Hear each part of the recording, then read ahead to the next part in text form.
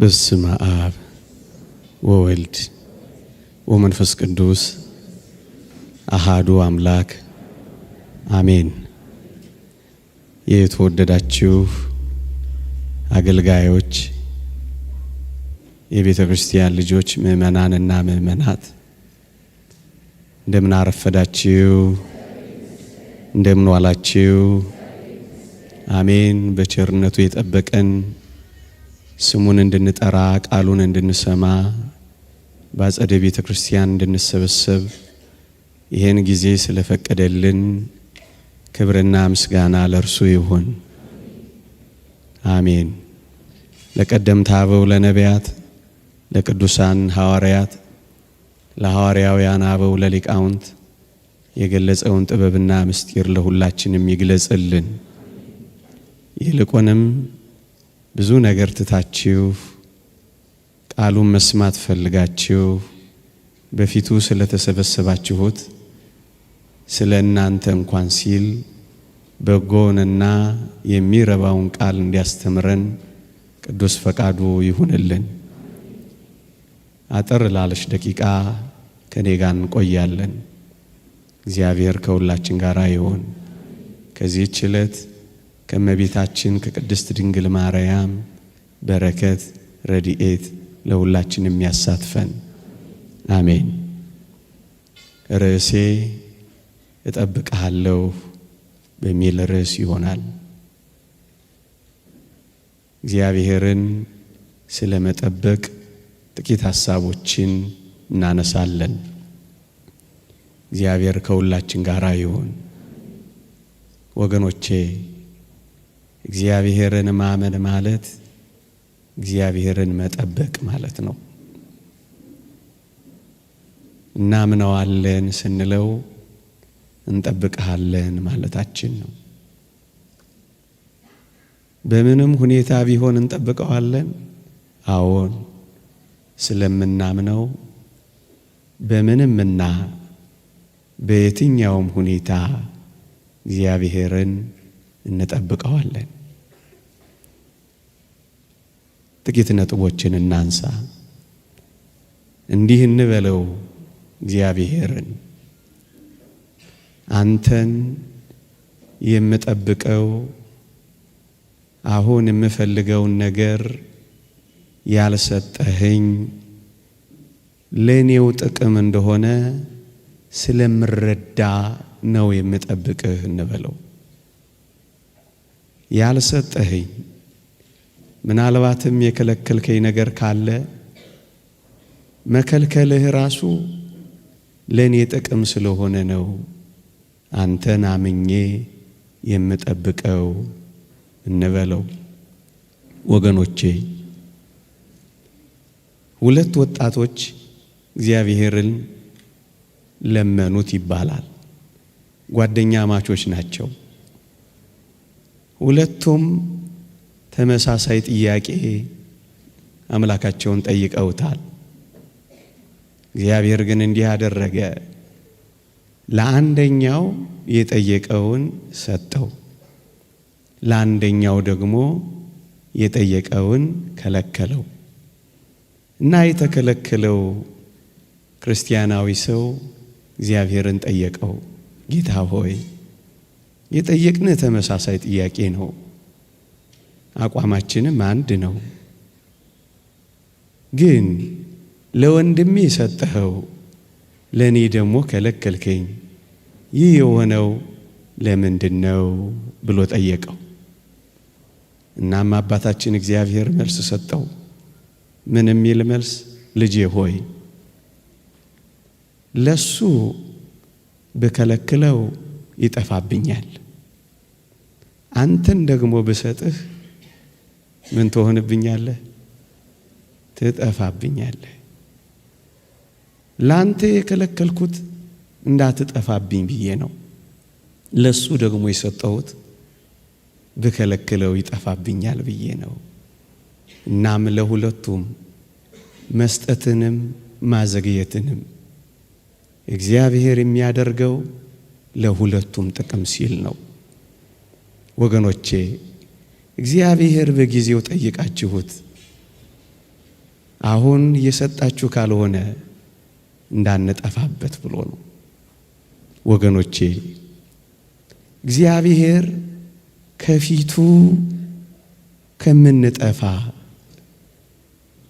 ፊቱን ከምናጣ ምንም ነገር ባይሰጠን ስለሚሻል ለዛ ነው የምንጠብቀው።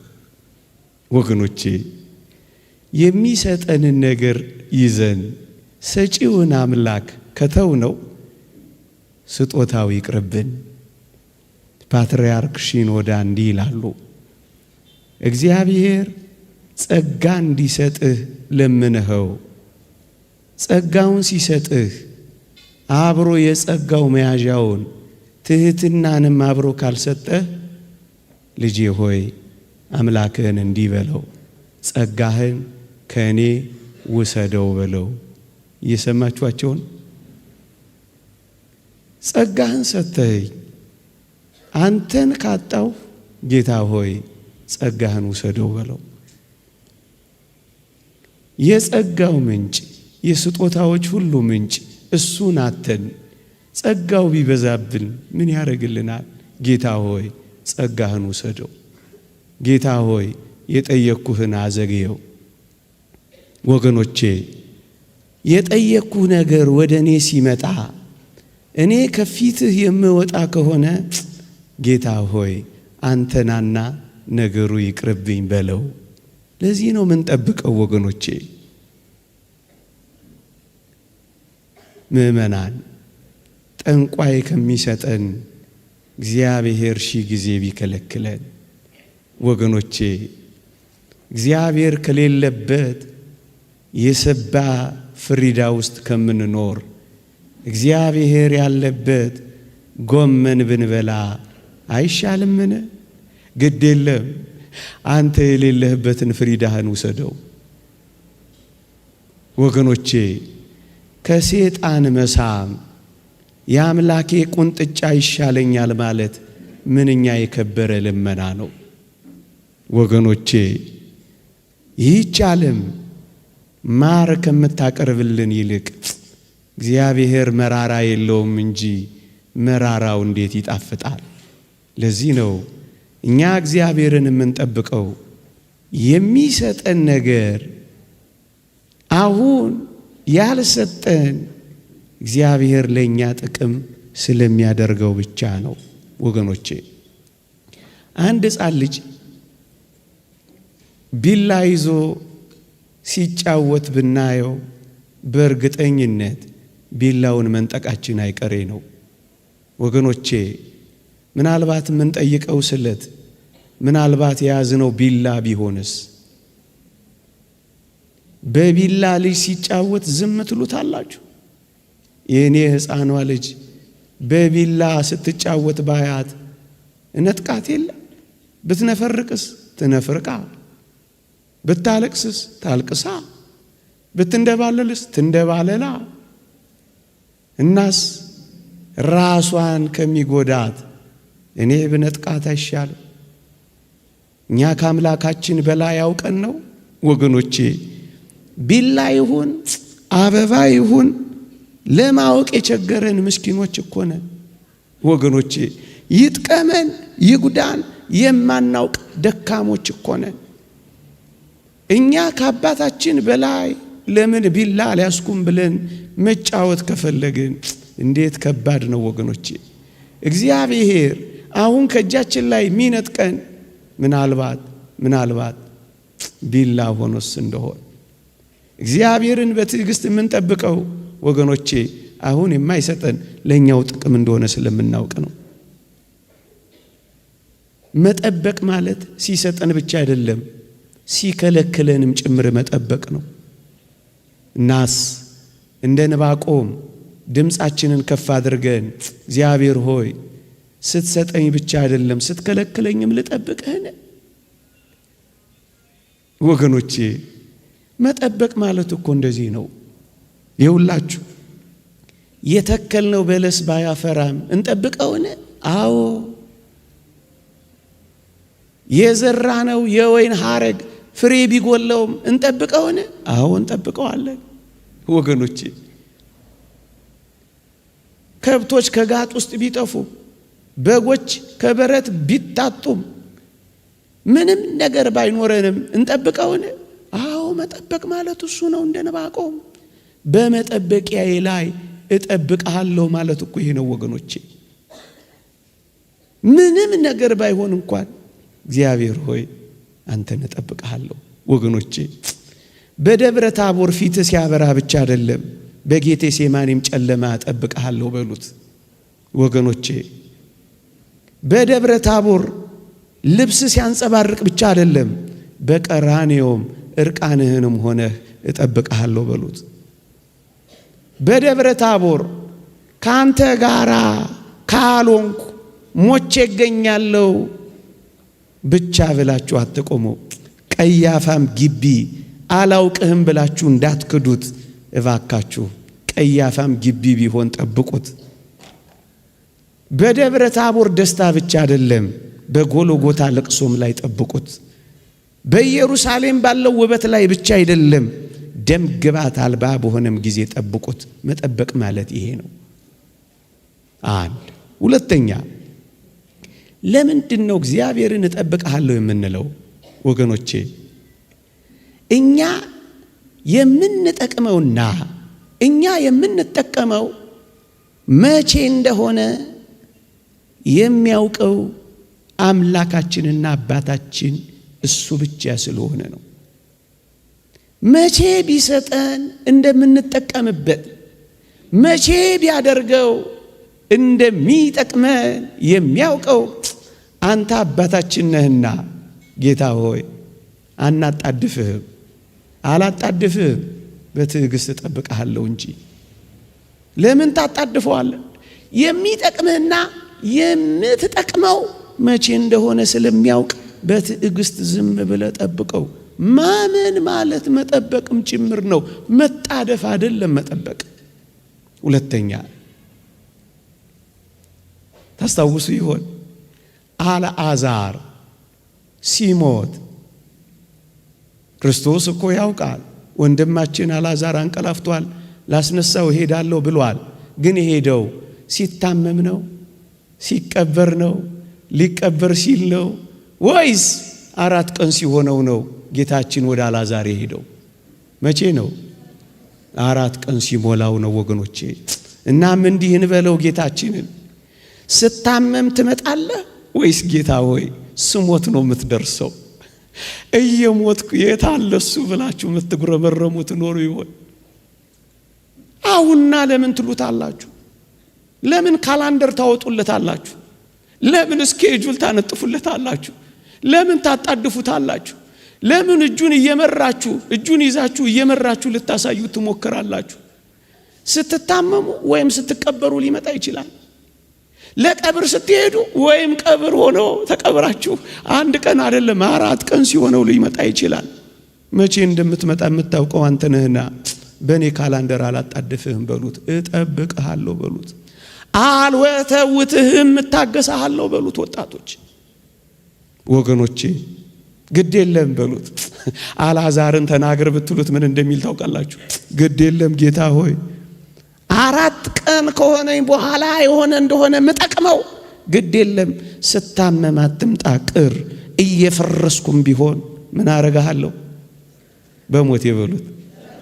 እየፈረስኩም ቢሆን እጠብቅሃለሁ። ምክንያቱም ስሞት አይደለም፣ ልቀበር ሲሄድ አይደለም፣ እኔ መቼ እንደምጠቅም የምታውቀው አንተ ስለሆንክ እየፈረስኩ እጠብቅሃለሁ። ፈረስኩኝ እኮ አበቃሁኩኝ አለሁ እኮ አትበሉ።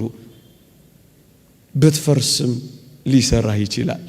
ብትሰነጠግም ሊጠግንህ ይችላል። ብትሰበርም አዲስ ሊያደርግህ ይችላል። እጠብቅሃለሁ በሉት አልዓዛርን።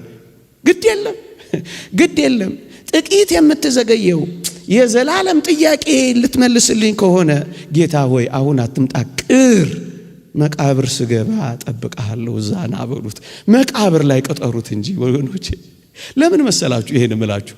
ይውላችሁ አልዓዛር ታሞ እያለ ጌታችን ቢያድነው ማን ብቻ እንደሚጠቀም ታውቃላችሁ? ማርታ፣ ማርያም፣ አልዓዛርና ጥቂት ቤተሰቦቹ ብቻ ናቸው። አልዓዛር ታሞ እያለ ቢድን የሚጠቀሙት። እውነት አሰብ ከመቃብር ገብቶ 4 ቀን ሆኖት ፈርሶ በስብሶ ጅማሬ ጀምሮ ጌታችን ከመቃብር ቢያወጣው ግን ሸቶ ቢያወጣው ግን ማን ነው የሚጠቀመው? ዓለም ሁሉ ነው የተጠቀመው። ይኸውላችሁ ጌታችን መድኃኒታችን ኢየሱስ ክርስቶስ በሁሉ ዘንድ የታመነ የሆነው በተለይ በሁሉ ዘንድ የታመነ የሆነው አልዓዛርን ከሞት ካስነሳ በኋላ ነው። እና ማርታን እንንገራት፣ ምን ብለን እንንገራት? አንተ ኖረ ቢሆን ኖሮ እያልሽ አትሚው እንበላት ማርታን። እና ምን እንበላት? ማርታ ሆይ ታሞ ያለ ወንድምሽን ቢያድነው አንቺና ቤተሰቦችሽ ብቻ ትጠቀማላችሁ። ከሞተ በኋላ ግን ጌታችን ቢያስነሳው ግን ዓለም ሁሉ ይጠቀምበታልና የለህም አትበይው እንበላት። መቼ አልዓዛር እንደሚጠቅም ያውቃል። አያውቅም? መቼ ቢያስነሳው ስራ እንደሚሰራ ያውቃል። አያውቅም? 4ቱ የዝምታ ቀናት የእግዚአብሔር የሥራ ቀናት እንጂ የቸልተኝነትና የልግምና ቀናት አታድርጉት። መቼ እንደሚያድናችሁ መቼ እንደሚመልስላችሁ እናንተ አታውቁ። የዝምታውን ቀናት እንደ ችልታ ቀናት ቆጥራችሁ ጀርባ አትስጡት። ጠንቋይ ቤት አትሂዱበት፣ ኮከብ አትቁጠሩበት፣ ሞራ አትግለጡበት፣ ሌላ አዳራሽ አትሂዱበት። እግዚአብሔርን በዝምታ ጠብቁት። ወገኖቼ ሳይሞት ማዳን ለአንዳንዶች ይቻላቸዋል። ታሞ ማዳን ለናስቀላጴስም ይቻላል። ሞቶ ማዳን ግን ለእግዚአብሔር ብቻ ይቻለዋል። እውነት አሰብ ስራ እንዲሰራ ፍቀዱለት እንጂ እየተጣደፋችሁ የሥራ መስክ አትንፈጉት እንጂ። ለዚህ ነው ማርታንም እንዲህ አልናት፣ የለህም አትበይው፣ አንተ ኖረ ቢሆን አትበይው። እርሱ የሚሰራውን ታውቂያለሽ። ምን ታውቂያለሽ? ሲሰራ ዝም ብለሽ ተመልከችው እንጂ ጠብቂው እንጂ እንበላት። እንደውም እንበላት እግዚአብሔር ዘግይቶ ሳይሆን አንቺ ቸኩለሽ ነው እንበላት። እግዚአብሔር ሳይታመን ቀርቶ ሳይሆን አንቺ ተጠራጥረሽ ነው እንበላት። እግዚአብሔር ተንቀራፎ ሳይሆን አንቺ ልቅደም ብለሽ ነው ብለን እንንገራት። አዎ ማርታ ሆይ እንደውም ከፍ አድርገን እንዲህ ለምን አንለው? ምን እንበለው? ጌታ ሆይ አንተ እኔ የማላውቀውን ጎዶሎዬን የምትሞላ ስለሆንክ ከእኔ ከማውቀው ሽንቁሬ አንተ ጠብቀኝ። እኔ ሽንቁሬን ለመድፈን ስሞክር አንተ ለካ ታላቁን ገደሌን ነው የምትሞላልኝ እና እጠብቅሃለሁ እንበለው። እኔ ከማላውቀው ጎዶሎ እግዚአብሔር የሚያውቀው ጎዶሎ ይበዛል። እኔ ከማውቀው ስንጥቃቴ እግዚአብሔር የሚያውቀው ገደል ይበዛል እና እጠብቅሃለሁ እንበለው። መቼ እንደሚጠቅም የሚያውቀው እግዚአብሔር ነው። አንተና እኔ አናውቀው እና ምን ጠብቀዋለን? እስኪ የዛን የቃና ዘገሊላ አስታውሳችሁ። ጋኖቹ ውስጥ ያለው መናኛ ወይን እስኪያልቅ እግዚአብሔር አዲስ ወይን ለመስራት ጊዜ ያስፈልገዋል። ሳያልቅ ለምን ይሰራል? አበረከተ ልታስብሉት ነው? ተውት እንጂ ያ ጊዜ ገና አልደረሰም ያለውን ጊዜ ጠብቁ እንጂ ወጣቶች ጠብቁት። እሱን መጠበቅ ምን ያጣድፋል? ምን ያስቸኩላል? ጠብቁት። ግድ የለም አንተ መናኛውን በጣፋጭ ልትቀይረው ከሆነ ግድ የለም የኔ መናኛ ይለቅና ያንተ ጣፋጭ ይቀጥል። ጠብቅሃለሁ በሉት። ግድ የለም የኔ ያልኩት ይለቅ፣ ያንተ ያልከው ይለቅ፣ ያንተን ጥፍጣፊ ይለቅ፣ ያንተ ጋን ይታጠብ፣ ምንም ነገር እንደሌለበት ይረጋገጥና እግዚአብሔር ሥራ ሳይጀምር እንደሆነ ታወዋለህ። ጠብቀው። ዓለም እንደሆነ ታውቃታላችሁ። መጀመሪያ መናኛውን ታመጣለች። ይታወቅ ጌታ እግዚአብሔር ምስጢሩን ሁሉ ተመልከቱት።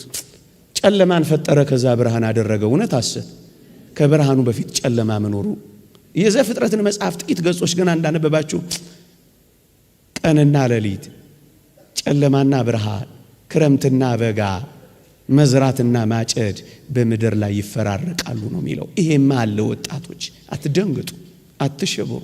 አንዳች ነገር እንደመጣባችሁ አትታወቁ። ጥቂት የጨለማ ጊዜ ይኖራል፣ ደግሞ ከዛ ብርሃኑ ይቀጥላል። ለዚህ ነው ቃና ዘገሊላ መጀመሪያ መናኛውን ከዛ ጣፋጩን ያመጣው። እግዚአብሔር ሁሌ እጠብቅሃለሁ፣ ጣፋጩ እስኪመጣ እጠብቅሃለሁ። መጠበቅ ማለት እኮ ነው። ጠብቁት፣ አትጣደፉ። ጠብቁት፣ አትፍጠኑ። እግዚአብሔርን በማናቸውም ነገር አትቅደሙት። ጌታችንስ አትመለከቱት? መጀመሪያ እኮ ያመጣው ሕማሙን ነው። ከዛ በኋላ እኮ ነው ትንሣኤውን የገለጠው። እውነት ሐሰት? እውነት የሚቀድመው ሕማም ነው፣ የሚቀድመው ፈተና ነው፣ የሚቀድመው መከራ ነው። እስራኤል እንኳን ከግብፅ ሲወጡ አታስታውሱ? መጀመሪያ የገጠማቸው የማራ ውሃ ነው። ኦሪት ዘኍልቍን አንብቡ። የማራ ውሃ ላይ መራራ ከጠጡ በኋላስ ጥቂት ፈቀቅ እንዳሉ 12 የዘንባባ ዛፎች ያሉባት ጣፋጭ የኤሊም ውሃ ነው የተከተለችው። ጥቂት ነው የሚያስጠብቀን። እናስ ጠብቁት። ሶስተኛ ነገርን ለማሳጠር ሶስተኛ የሰማችሁኝ ነው። ሶስተኛ ከሶስተኛው በፊት ያለ ጊዜዋ አንዲትን ጫጩት እንቁላሏን ያለ ጊዜዋ ብትሰብሩት ጊዜ ወፏ ትበራለች። ጫጩት መትሆን ትመስላችኋለች? ምንድነው የምትሆን? ታቆማለች። ያለ ጊዜዋ አትስበሩት እንጂ እግዚአብሔር ሁሉን ነገር በጊዜው ጊዜ ነው የሚያደርገው ወገኖች። እግዚአብሔር እንደ ዓለም አይደለም። ዓለም መጀመሪያ ደስታዋን ትሰጣችኋለች። ቅድም ካልኩት በተቃራኒ ነው። ከዛ በኋላ ነው ሐዘኗን የምታመጣው። መጀመሪያ ሳቋን ከዛ ለቅሷን ነው የምታመጣው። መጀመሪያ ሱሷን ከዛ በሽታዋን ነው የምታመጣው። መጀመሪያ ጌጧን ከዛማ ማቋን ነው የምታመጣው። መጀመሪያ ሜካፑን ከዛስ ማዲያቷን ነው የምታመጣው። ያየናት አይደል? ዓለም እንደዚህ ናት። እግዚአብሔር ግን እንደዚህ አይደለም። እናስ ጠብቀሃለሁ። ሶስተኛው ነገሬ ሁሉም ነገሬ ተቃራኒ እንኳን ቢሆን ልጠብቅህን በሉት እስኪ።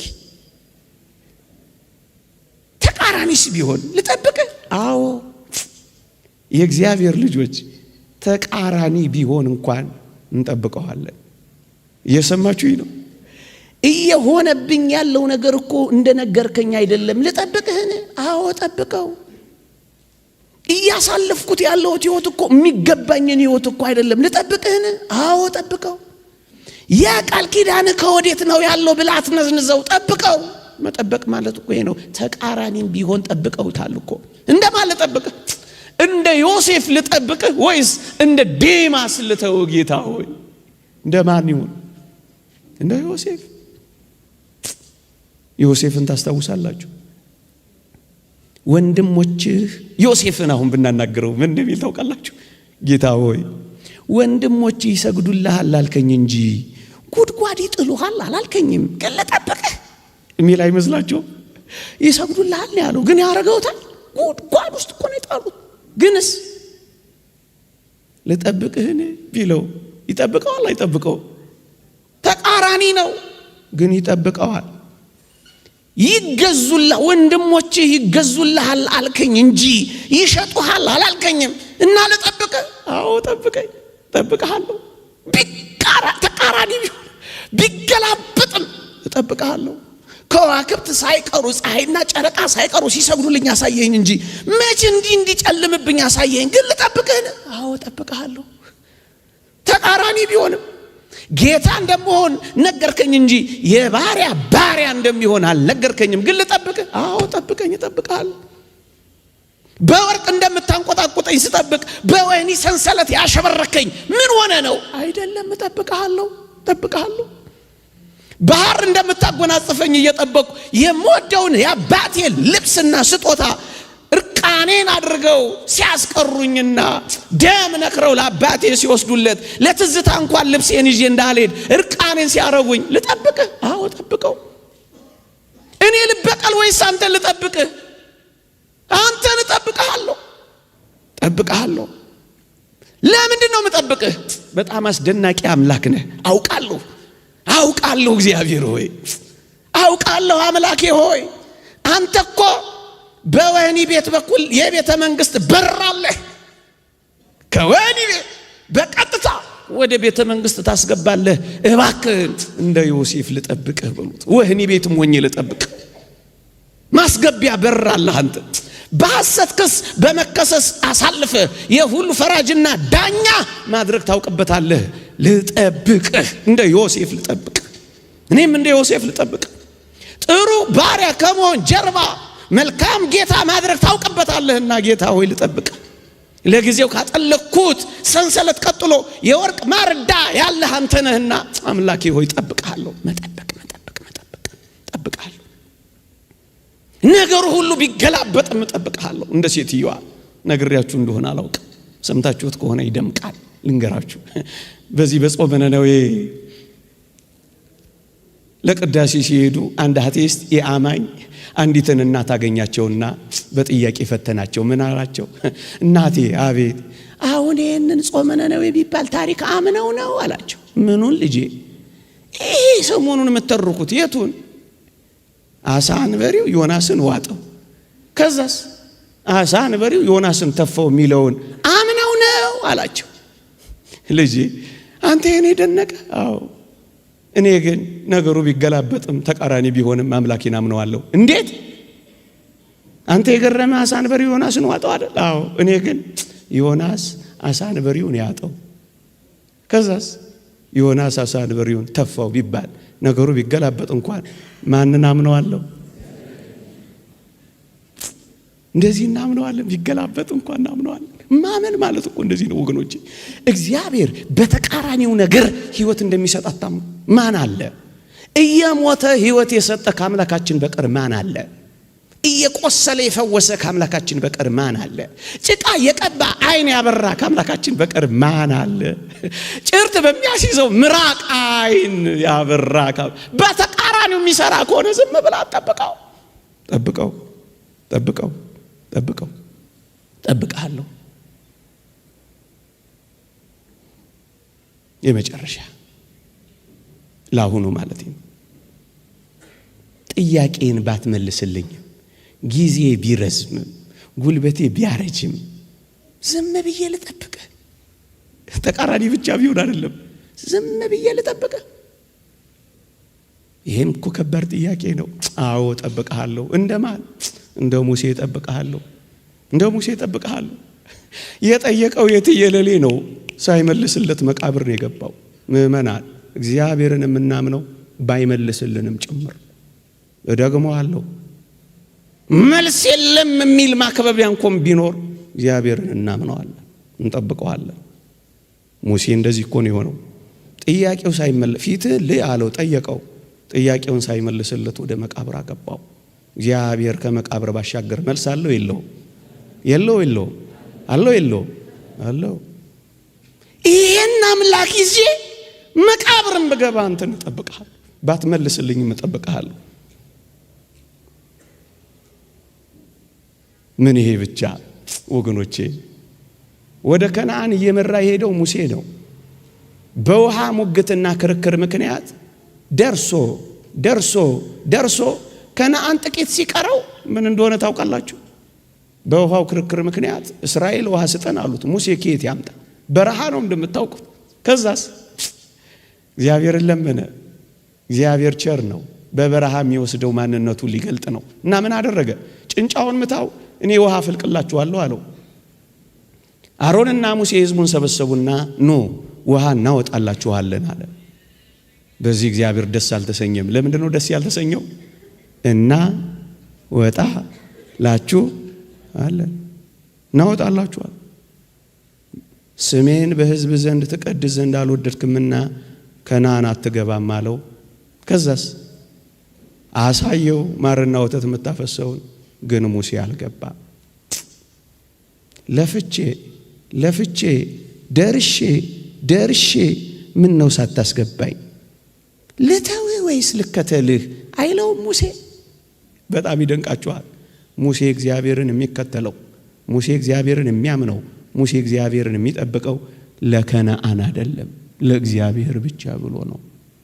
እየሰማችሁኝ ነው? ከምድር በታች ላለው ነገር አይደለም እኛ እግዚአብሔርን የምንጠብቀው። ከፍ ያለ ከነዓን ባያስገባውም እያገለገለው አረፈው ሙሴ። እያገለገለ ተሰናበተው ሙሴ። ጥያቄህን ባይመልሰው ያን ሁሉ ሕዝብ አጅቦ ቀባሪ እንኳን አላገኘም ሙሴ። ምክንያቱም የሙሴን መቃብር ካወቁ እስራኤል ወደ አምልኮት እንዳይገቡ የሙሴን መቃብር እንኳን ሰውሮታል። መጽሐፍ ቅዱስ ስለ ቅዱስ ሚካኤል ሲናገር ስለ ሙሴ ሥጋ ሲከራከር ሚካኤል ዲያብሎስን እግዚአብሔር ይጣላሃለው እንጂ ያኛው ካላሳየው ይላል። ዋ ይላል ቅዱስ ሚካኤል። ያኛው ሕዝቡን ሊያስት ነው፣ ቅዱስ ሚካኤል ሊጠብቅ ነው። ስለ ሙሴ ሥጋ እንኳን መቃብር እንኳን የሚከራከር ቅዱስ ሚካኤል በረከቱ ይደርብን። ለከነዓን አይደለም የሚያገለግለው፣ ለራሱ ለፍቅሩ ነው። ይጠብቀዋል፣ ይከተለዋል። ጥያቄው ባይመለስም እርሱ ግን ከእርሱ ፈቀቅ አይልም። ጥያቄያችሁ ባይመለስም እግዚአብሔርን ተከተሉት፣ ጠብቁት። ወገኖቼ ከፍ አድርገን እንጠይቀው። እሳት ውስጥ ሆነን ታድነናለህ ወይስ እሳት ውስጥ ሳንገባ ትታደገናለህ? እሳቱን አጥፍተ ሳይሆን እሳቱ መሃል ሆኜ ለማዳንን ታላቅነት ያለህ ነውና ግድ የለም እሳት ውስጥ ሳልገባ ሳይሆን እሳት ውስጥ ገብቼ እንደምታድነኝ አምናለሁና እሳት ውስጥ ሆኜ እጠብቅሃለሁ በሉት። እሳት አጥፍቶ ሳይሆን እሳት ውስጥ ሆኖ ማዳን የሚችል አምላክ ስለሆነ አጥፍቶ ከማዳን እሳት ውስጥ ሆኖ ማዳን ስለሚበልጥ የሚበልጠውን ምስጢር ለማየት ታግሼ አንተን እጠብቅሃለሁ በሉት። አላኮርፍህም፣ እጠብቅሃለሁ። አልክድህም፣ እጠብቅሃለሁ። ዓላማህም እጠብቅሃለሁ። ፍቅሬን አልቀንስም፣ እጠብቅሃለሁ። ለምን እንደሚያስጠብቀን አናውቅም። አንድ ታሪክ ልንገራችሁና አላብቃ። ቅዱስ ቄርሎስ የሚባል ቄርሎስ አራተኛ የሚባል በግብጽ ቤተክርስቲያን ታላቅ ፓትርያርክ ነበር። ከቅዱስ ሚናስ ከሰማዕቱ ሚናስ ጋር ወዳጅ ነበር። ሰማዕቱ ሚናስ ኅዳር 15 ይከብራል። ታላቅ ሰማዕት ነው። ይሄ ቅዱስ ቄርሎስ በጣም እኛም ሀገር መጥቶ ነበር። አፄ ኃይለ ሥላሴ በነበሩበት ዘመን እዚህ መጥቶ ነበር። በጣም ቅዱስ አባት። በግብጽ ቤተክርስቲያን እንደ ቄርሎስ ያለ ቅዳሴ የቀደሰ አባት የለም ይባላል። መጻሕፍቱን አዜብ በሬ ተርጉመዋለች፣ ማንበብ ትችላላችሁ። አንድ ቀን እንዲሆነ ጠዋት ቅዳሴ ከቀደሰ በኋላ ልጆቹን ይባርካል። በቅዳሴ ላይ የተገኙትን የንስሐ ልጆቹንም ይባርካል። እና አንድ ቀን ምን ሆነ መሰላችሁ? ሁሉም ሲባረኩ አንድ በጣም ተወዳጅ ልጁ ስራ ረፍዶበታል፣ ቸኩሏል። ብቅ እያለ ሊባረክ ይመጣል። ልጄ ቆይ ይለውና ሌሎችን ያሳልማል። ልጁ ደግሞ ትንሽ ይታገሳል።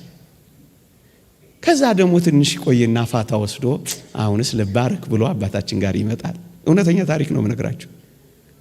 አሁንም አባታችን ቄርሎስ ልጄ ሆይ ቆየኝ ይለዋል። አሁን ትንሽ አልበዛም? ትንሽ እየተጉተመተመ ይመለሳል። ከዛ ደግሞ ትንሽ ቆይና ይሄድና አባቴ ሆይ ባርከኝ ይለዋል። ልጄ ሆይ ቆየኝ ይለዋል። አሁን መቅነጥነጥ ይጀምራል። በጣም መጣደፍና መቸኮል ይጀምራል። ሁሉንም ካሰናበተ በኋላ አባ ቄርሎስ ጠራውና ልጄ ሆይ አሁን ሂድ ተባረክ ይልና ይባርከውና ያሰናብተዋል። አጅሬ ስለረፈደበት በጣም ስለቸኮለ እየተጣደፈና እየተከነከነ ልክ ቢሮ ሲሄድ ከቢሮ ትይዩ ትልቅ ዛፍ ነበር። እሱ ከሚቀመጥበት ወንበር ትይዩ አንድ ትልቅ ዛፍ ነበር። ለካ በዛሽ ቅጽበት አባ ቄርሎስ ቆየኝ ልጄ በሚልበት ቅጽበት ያ ትልቅ ዛፍ ወድቆ ልጁ የሚቀበጥበትን ወንበርና ቴብል እንክት አድርጎ ሰብሮት ነበር። እንደ ተቀዠቀዠ ቢሄድ ምን ይሆን ነበር? እንደዚህ ያለኝ አንድ ልጅ ደስ ሲል በደንብ ነው የገለጸልኝ። ይሞት ነበር። አትጣደፉ፣ ጠብቁት። እየሰማችሁ ነው። ደስታም ብታገኙ ደግሞ እጅግም አትቦርቁ። ስለ ፈተና አብዝቼ ደስታ ደግሞ አንዳንዶች እግዚአብሔርን እንዳይጠብቁት እንዳይታገሱት ያረጋቸዋል። የቀበሮዋን ታሪክ ልንገራችሁና ላብቃ። ቀበሮ መሬት ውስጥ ያለ ማር ነው የምትመገበው እና በጣም በትንሽዬ ቀዳዳ ነው የምታገኛት እና ስታገኝ ከብዙ ድካምና ልፋት በኋላ ስለሚገኝ በጣም ነው የምትፈነጥዘው። ቀዳዳዋ ግን በጣም ትንሽ ናት፣ በብዙ ድካም የምትገኝ ናት እቺ ቀዳዳ። እና ቀበሮቲ ምን ታደርጋለች? ልክ ምግቧን ያገኘችበትን ቀዳዳ ስታገኝ በጣም በደስታ እየተገለባበጠች አክሮባት እየሰራች ምን ታደርጋለች? ትደሰታለች። እንደ ሕፃን ልጅ ሆነ እንዲህ ማወራላችሁ እንደ አባባ ተስፋዬ በጣም ትፈነጥዛለች። ከዛስ ከፍንጠዛዋ በኋላ ማሯን ልትበላ መለስ ስትል ምስኪን ናት፣ ቀዳዳዋ ይጠፋባታል። ማሯ ይጠፋባታል እና በጣም ትሰቃይ። አንዳንዶቻችን የደስታችን ልክ ቀዳዳችንን እያስጠፋን ደስታችንን በሐዘን እየቀየረብን ነውና በልክ እንደሰት። ከዚያ ቀበሮ ከዚህ ሁሉ ልምድ በኋላ ምን እንዳደረገች ታውቃላችሁ? ልክ የማሯን ቀዳዳ ስታገኝ በአንድ እግሯ ቀዳዳው ላይ ትቆምና በሌላኛው እግሯ እና ይሄንን አትተውት ለማለት ነው። ይቆየን። የእግዚአብሔር ቸርነት፣ የእመቤታችን አማላጅነት፣ የቅዱሳን በረከት ረድኤት አይለየን። ወገኖቼ አንድ ነገር እንድናገር ብቻ ፈቀዱልኝ። እንደዚህ ወጣትን ማግኘት ብዙ ሰዎች ያስፈልጉናል። ወጣቶችን የሚሰበስቡ ከኳስ ቤት የሚያመጡ እንዲህ ወዳለው ጉባኤ እግዚአብሔር የሚሰበስቡ ከጫት ቤት የሚነጥቁ በኪነ ጥበብ እያዋዙ የእግዚአብሔርን ቃል የሚሰጡ አንድ አይደለም፣ ሁለት አይደለም፣ ሶስት አይደለም፣ በጣም ብዙ ሺህ ሰራተኞች ያስፈልጉናል። ዓለም በብዙ ርቀት እየሄደብን ነው። እኛ ሀገር በእግር እንኳን መከተል አቅቶናል። ብዙ ጉድለቶች ሊኖሩን ይችላሉ። እንደ ጀማሪ እኔ አላውቃቸውም እነዚህን ወንድሞች። እንደ ጀማሪ ሁላችንም በጉድለት ውስጥ ነው የምንኖረው ወገኖቼ። ቀዳዳችንን እየተደፋፈነ ጉድለታችንን በውስጥ መስመር ነው ብትሉት በውስጥ መስመር እኔ አላውቀውም ይሄን ውስጥ መስመር እግዚአብሔር ይመስገን እስከ ዛሬ በውስጥ መስመር እየተነጋገረ ከመድከም ይልቅ መበርታትን ከመገፈታተር መደጋገፍን ትልቁን ስዕልና ቁም ነገር አድርገን እንድንበረታ አደራ ለማለት ነው። እንደዚህም የምታዘጋጁ ሰዎች ትልቅ ተቋም እንድታረጉት ነው የምመኘው። በግሌ ከፍ እንድታረጉት አንድ ሰው አይደለም 3 4 5 እየሆናችሁ ከፍ አድርጉት። ይሄን ዓለም እንገዳደረው። የምንታረመውን እየታረምን የጎደለውን እየሞላን ቀስ ብለን እየተመካከር ከፍ እናድርገው። ችግርን በችግር መፍታት ልማዳችን አይሆን። ይቆየኝ። እግዚአብሔር ቸርነት፣ እመቤታችን አማላጅነት፣ የቅዱሳን መላእክት በረከት ረድኤት አይለየን። አሜን።